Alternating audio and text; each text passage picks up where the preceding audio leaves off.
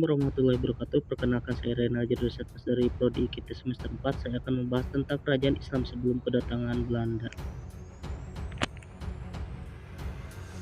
Yang pertama, kerajaan Islam di Sumatera. Yang kedua, kerajaan Islam di Jawa. Yang ketiga, kerajaan Islam di Kalimantan. Yang keempat, kerajaan Islam di Sulawesi. Kerajaan Islam di Sumatera. Sebelum penjajah Belanda datang ke Indonesia, di Indonesia telah berdiri kerajaan-kerajaan besar seperti Samudra Pasai terletak di Sumatera, Pajang, Demak, Cirebon ada di Jawa, Kerajaan Banjar dan Kutai di Kalimantan, Gorontalo, Buton, dan Bone di Sulawesi. Kerajaan Islam pertama di Indonesia adalah Kerajaan Samudra Pasai yang merupakan kerajaan kembar. Kerajaan ini terletak di pesisir timur Laut Aceh. Kerajaan Aceh terletak di daerah yang sering dikenal dengan nama Kabupaten Aceh Besar. Di sini pula terletak ibu kotanya. Kurang begitu diketahui kapan berdirinya kerajaan ini sebenarnya berdiri. Anas Mahmud berpendapat kerajaan Aceh berdiri pada abad ke-15 di atas puing-puing kerajaan Lamuri oleh Muzaffar Shah 1465-1497. Sedangkan di Pulau Jawa juga berdiri kerajaan Demak yang dipimpin oleh Raden Patah. Kemudian berdiri pula Kesultanan Pajang yang dipandang sebagai pewaris kerajaan Islam Demak. Kesultanan Cirebon adalah kerajaan Islam pertama di Jawa Barat. Kerajaan ini didirikan oleh Sultan Gunung Jati.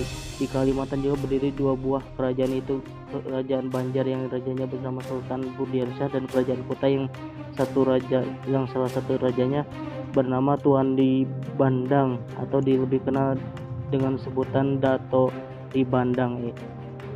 Untuk lebih jelasnya simaklah isi makalah berikut ini. A. Kerajaan Islam pertama di Sumatera.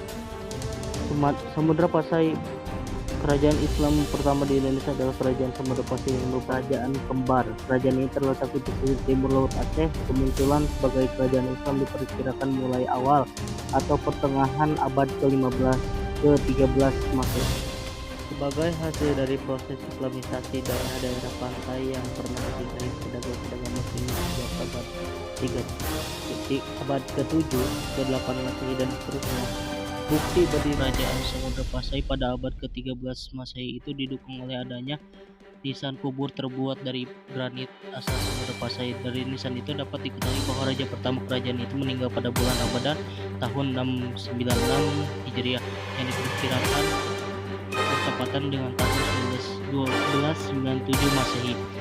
Pendapat bahwa Islam sudah berkembang di sana sejak awal abad ke-15-13 Masehi didukung oleh cerita Cina. Berpendapat Ibnu Battuta, seorang pengembara terkenal asal Maroko, yang pada pertengahan abad ke-14 Masehi tahun 746 Hijriah sampai 1345 Masehi mengunjungi Samudra Pasai dalam perjalanannya dari Delhi ke Cina. Ketika itu Samudra Pasai diperintah oleh Sultan Malik Al-Zahir, putra Sultan Malik Al-Saleh.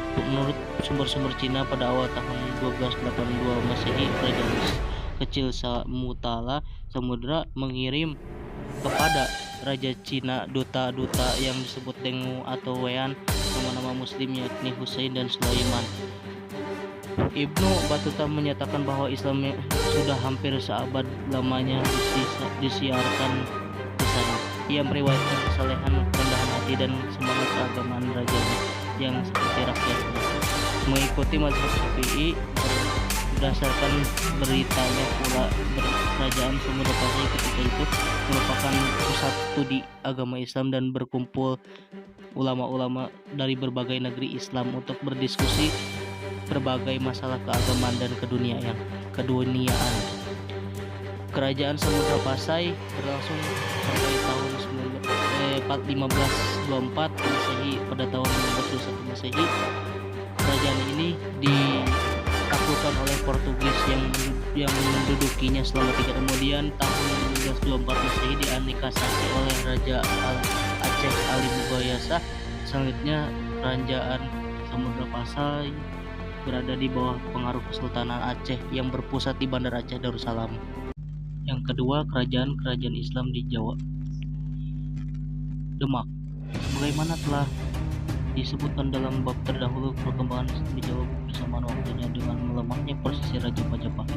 Hal itu memberi peluang kepada penguasa-penguasa Islam di pesisir untuk membangun pusat-pusat kekuasaan yang independen. Di bawah pimpinan Sunan Ampel Denta, Wali Songo bersepakat mengangkat Raden Patah menjadi raja pertama Kerajaan Demak, kerajaan Islam pertama di Jawa dengan gelar Senopati Jimbun Abdurrahman Panembahan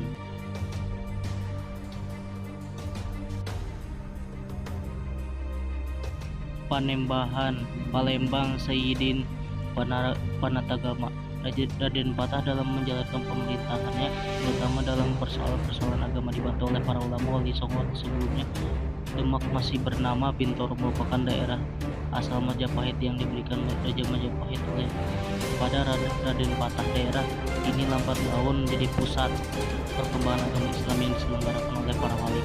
Pemerintahan Raden Patah berlangsung kira-kira di akhir abad ke-15 hingga awal abad ke-16. Dikatakan ia adalah seorang anak Raja Majapahit dari seorang ibu muslim keturunan Campa. Ia digantikan oleh anaknya Sambranglor, dikenal juga dengan nama Pati Unus. Pati Unus digantikan oleh Trenggana yang dilatih sebagai sultan oleh Sunan Gunung Jati dengan gelar.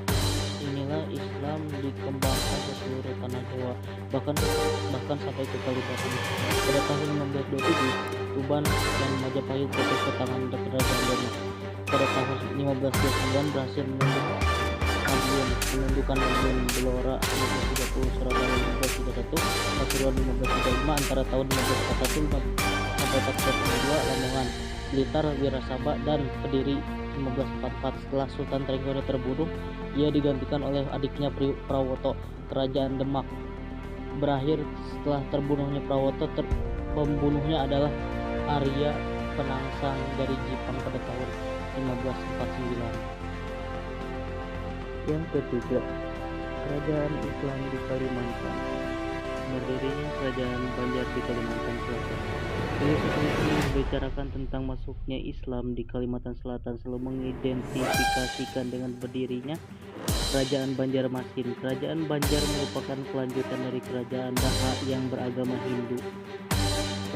Peristiwanya dimulai ketika terjadi pertentangan dalam keluarga istana antara Pangeran Samudra dengan sebagai pewaris sah Kerajaan Daha dengan pamannya Pangeran Tumenggung, seperti dikisahkan dalam hikayat Banjar.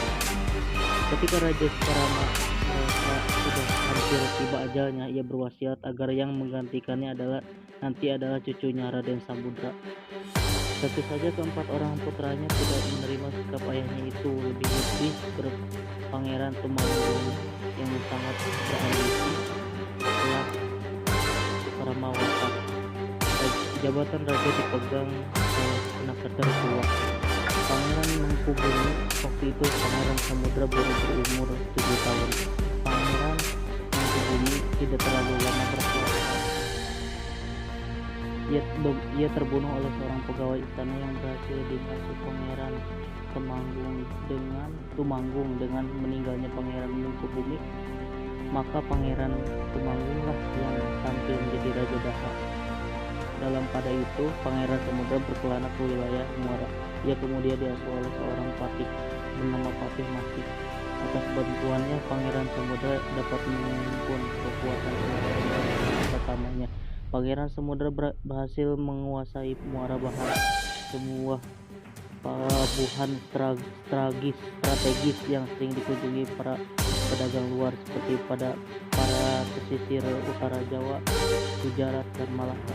Dalam peperangan itu, Pangeran Samudra memperoleh kemenangan dan sesuai dengan janjinya, ia beserta seluruh kerabat keraton dan penduduk Banjar menyatakan diri masuk Islam. Pangeran Samudra sendiri selama Islam diberi nama Sultan Suryanullah atau Suryansah yang dinobatkan sebagai rais pertama dalam kerajaan Islam Banjar. Ketika Suryanullah naik tahta, beberapa daerah sekitarnya sudah mengikuti kekuasaannya, yakni daerah Sambas, Panglawai, Padano, Kota Waringin, Sampit, Kendari, dan Sambangan. Sultan Suryanullah diganti oleh putra tertuanya yang bergelar Sultan Rahmatullah. Raja-raja Banjar berikutnya adalah Sultan Hidayatullah, putra Sultan Rahmatullah, dan marhum Panembahan yang dikenal dengan Musta'inullah.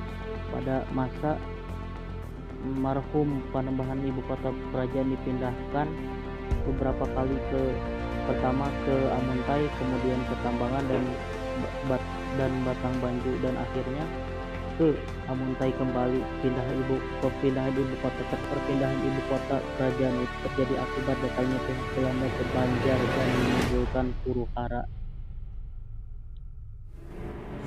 Yang terakhir, kerajaan Islam di Sulawesi. Banyak sekali kerajaan Islam yang ada di Sulawesi, namun terdapat 3 kerajaan Islam besar yang ada. Adapun kerajaan Islam di Sulawesi antaranya Kerajaan Goa Talo, Kerajaan Buton, dan Kerajaan Bono. Tetapi saya di sini akan menjelaskan Kerajaan Goa Talo saja. Kerajaan Goa Talo atau Kesultanan Makassar merupakan kerajaan Islam pertama di tanah Sulawesi. Mengutip buku sejarah karya Nana Supriyatna tahun 2008, kerajaan kecil yang ada di Sulawesi Selatan setelah berkembang sejak sekitar abad ke-16. Namun kerajaan-kerajaan kecil itu selalu bersaing memperebutkan wilayah kekuasaan di tanah Sulawesi, hingga menghasilkan sebuah kerajaan berdasarkan tempat kemenangan. Dan ini menjadi sasaran perang Lau, Bone, Sapeng, dan Wajo. Kerajaan Goa Talo resmi menjadi sebuah kerajaan Islam ketika 2 raja dari Goa dan Talo resmi memeluk Islam pada 22 September 1605. Meskipun sudah menjadi kerajaan Islam, kerajaan Goa Talo masih tetap berhubungan baik dengan bangsa Portugis yang beragama. Demikian yang dapat saya sampaikan, kurang lebihnya mohon maaf. Terima kasih atas perhatiannya. Wallahu muwaffiq ila aqwamit thoriq.